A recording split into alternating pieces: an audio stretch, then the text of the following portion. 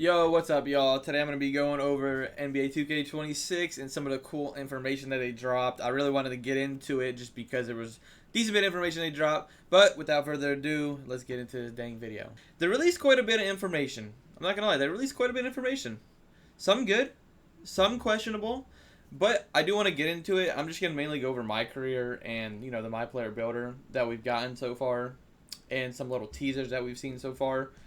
And just kind of get into it, really.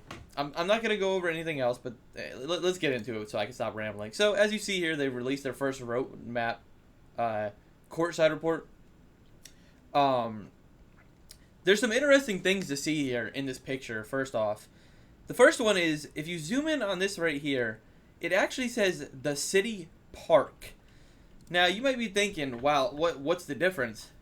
Well, the last, 21, 22, 23, 24, 25. The last 5 2Ks have just been called the city. Now it is being called the city park. And we'll get into it in a second, but it almost sounds like we're going to be getting a 2K19-esque 20-ish park. I have a feeling it's going to be that type of size, but surrounded with city buildings instead of neighborhood buildings. You know what I mean? Because they haven't used the word park since 2K21 last gen, right? So that's a cool little teaser to see. And we'll get into why I'm saying that's why I think it is in a second when we get into some further information.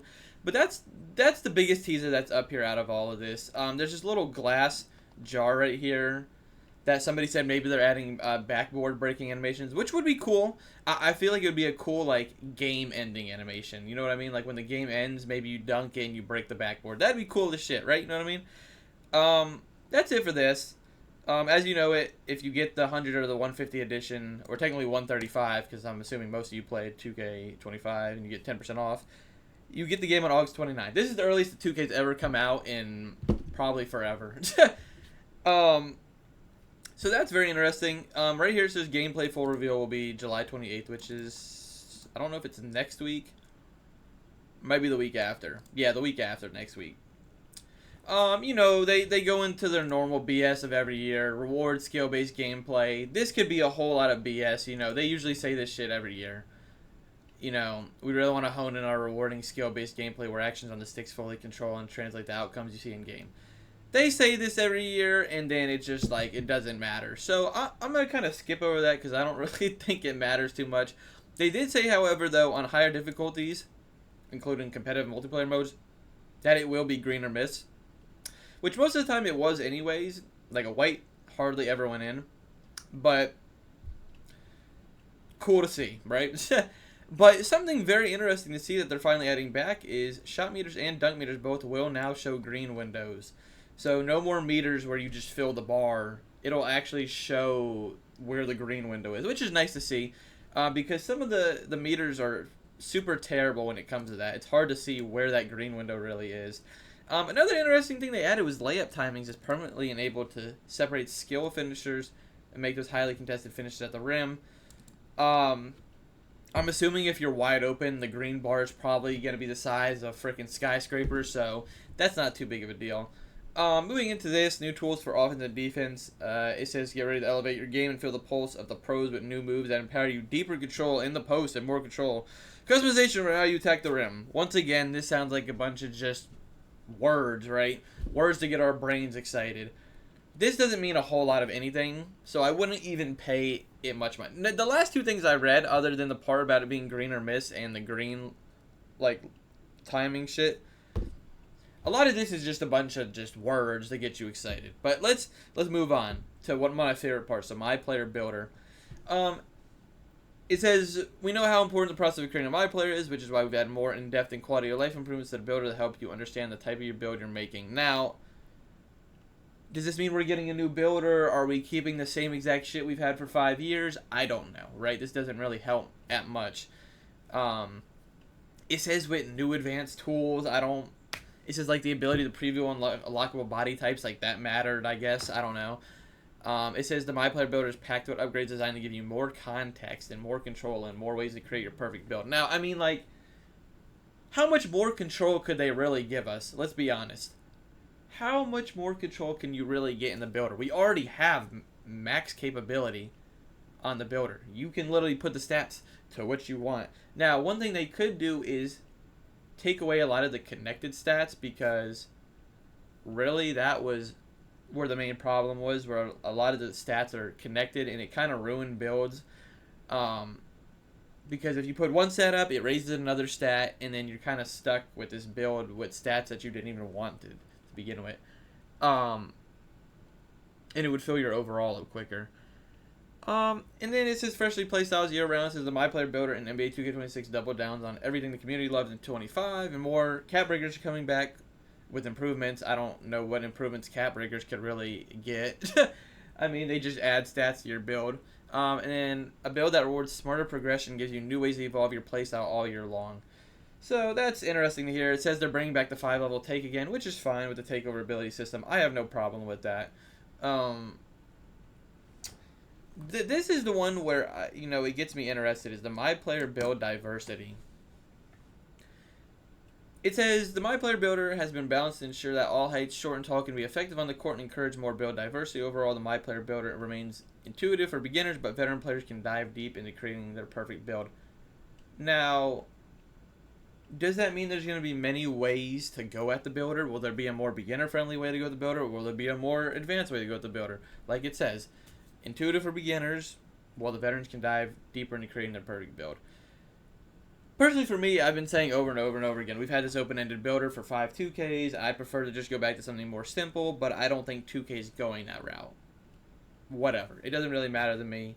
I just like the simple stuff more, just because we can get in the game quicker and not have to second-guess ourselves so much on what build we're making.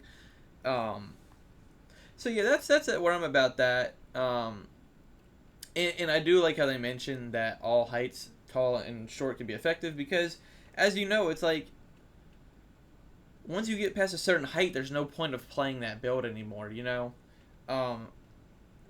because 7-3s just didn't feel very effective. Anything over 7 foot this year didn't really feel effective in a 2's environment, or even a 3's environment. A lot of people were running, like 6'9" big men. I mean, we haven't had effective tall big men in years, I feel like. Unless you're purely just rebounding, like the stats for everything else, like shooting wise, was terrible. And the badges were terrible too. But yeah, that's about it with that. I think they might have brought up the park down here somewhere. Yeah, the city, but we kind of already went into that. Let's just go into this part. It says soak in all urban beauty in 2K20's new park design. It says new park design, not new parks with an S. New park designs, which makes me think, like I said earlier, it be calling the city park. I think we're finally just going back down to one park, and it's going to be surrounded by a city, so that it's all encapsulated in one thing.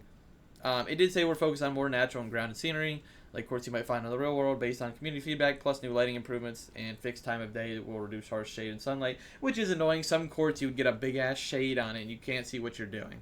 Cool. And then I forgot to mention this part right here, but it says accessible. It says the city is even more intimate and accessible than its predecessor, with all points of interest well within reach to get on the court significantly faster. So once again, I think that's kind of the main point of saying it's gonna just be one park, one square, one everything. It's just right there, which is beautiful, right? That's all I ever wanted. I'm sick and tired of running around a big ass city to get a t-shirt or to get this or that, or to just 2K20 had it down pat. It was all just boom right there, bro. You didn't have to go over there, you didn't go over there, you didn't have to go over there. You just went right here. If you wanted a t-shirt, 4 seconds. You wanted to go to rec, 4 seconds. Pro-Am, 4 seconds. Gatorade, 4 seconds. It was all right there. And I think we took it for granted, really. And then this just gets into the point of just saying all the game modes are coming back pretty much. So that doesn't really matter too much. But overall, they gave us like the roadmap for when we're going to be seeing some stuff. I know, like I said, the week of July 28th will be gameplay, and then the week after that will be MyCareer. So another cool thing I wanted to mention is, I don't know if it's on this document or like this webpage, but 2K is actually doing an actual story this year. As you know, the past few 2Ks have not really been a story. You just make your character, you pick your team, and they give you this half-ass storyline. Well, the man who made 2K16 storyline, one of the best storylines we've had in a basketball game, or just 2K in general, Spike Lee, is actually directing an actual story for this year's game, which is exciting. There's a prelude. Now, I don't know if that's going to be an early prelude like the other last years, or if they're just calling it the prelude to say there's like a story mode before this, get to the NBA. But either way, there's going to be an actual prelude. Spike Lee's directing the story, and you actually will get drafted instead of picking an actual team. You don't just get on and pick a team. You actually have to play well and get drafted in the position. It said your choices will matter, or I guess your playing will matter based on how high overall you get selected. Which is beautiful because MyCareer has become so stale and boring recently due to that, having no story, having no incentive to do good. I mean, obviously you want to do good to get your badges and progress, but like it just became so boring because there was no like fun. Like you remember like 2K17 when we had the orange juice, like bruh, made that shit fun. But yeah, I'm glad to hear that they're doing an actual story and an actual draft. It just makes it a lot more fun and less stale. Until we get there, I don't really have much else to say, but I appreciate you stopping by. Make sure you leave a like and a sub. I live stream very often. So I'd appreciate it if you could stop by. And yeah, maybe I'll play some 2K25 leading up to the game, considering we have about a month and a week. It's like a month and a week, so about like 5 weeks away. So yeah, with that being said, I'll stop yapping your ear off. I'll see y'all later. Love y'all and peace.